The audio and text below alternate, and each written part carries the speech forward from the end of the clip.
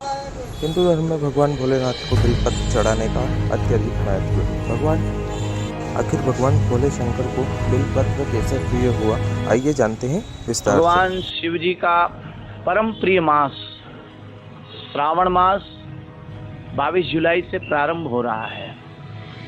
श्रावण मास के प्रथम दिन पर ही सोमवार आ रहा है। सोमवार भगवान शिव जी का प्रिय दिवस है और श्रावण मास भगवान शिव जी का प्रिय मास है।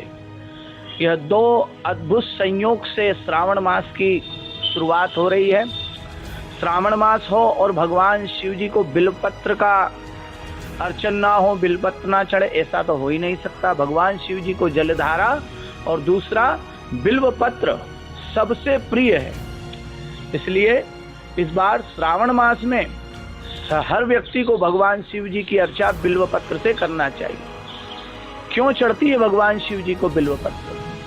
कहा जाता है कि भगवान शिव जी ने जब विष का पान किया समुद्र मंथन में, उस समय विष का असर कम करने के लिए देवी देवताओं के विमर्श पर भगवान शिव जी को बिल्वपत्र खाने के लिए दिया। भगवान शिव जी ने वह बिल्वपत्र जब ग्रहण किया तो उनके विष का प्रभाव कम हुआ और उस दिन से भगवान शिव जी को बिल्वपत्र सबसे प्रिय होने लगा।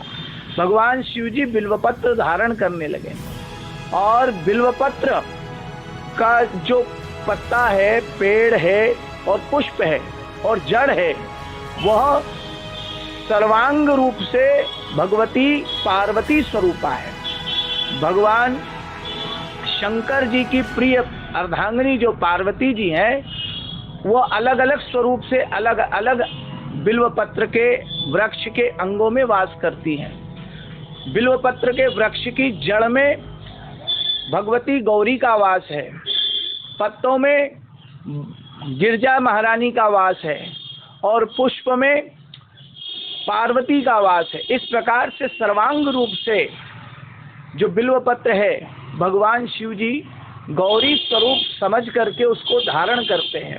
इसलिए भगवान शिव जी को विषम संख्या के रूप में जो बिल्वपत्र होते हैं उसे चढ़ाना चाहिए।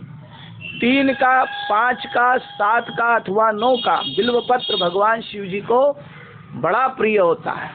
अधिकतर भगवान शिव जी को 3 पत्तों का, कम से कम 3 पत्तों का बिल्वपत्र चढ़ाना चाहिए।